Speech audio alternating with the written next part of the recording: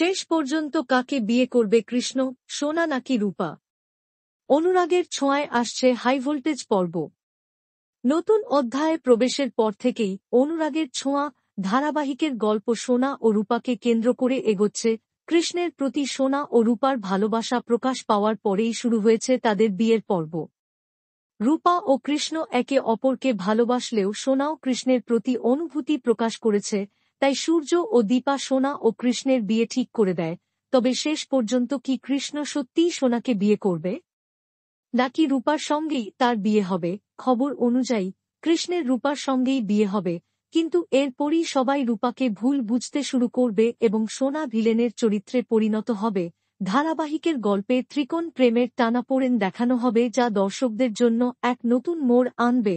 অনেক দর্শকই চেয়েছিলেন সোনা ও রূপার মধ্যে বন্ধুত্বপূর্ণ সম্পর্ক বজায় থাকুক, কিন্তু টিআরপি ধরে রাখার জন্য নেগেটিভ চরিত্র আনা হয়েছে। তবে যাই হোক, এগিয়ে চলেছে অনুরাগের ছোঁয়া, আর সামনে অপেক্ষা করছে আরও টানটান উত্তেজনা। আপনারা কি মনে করেন? কৃষ্ণের বিয়ে নিয়ে আপনাদের মতামত কমেন্টে জানান। সর্বশেষ আপডেট পেতে চ্যানেলটি সাবস্ক্রাইব করুন এবং বেল আইকন বাজিয়ে দিন। ধন্যবাদ।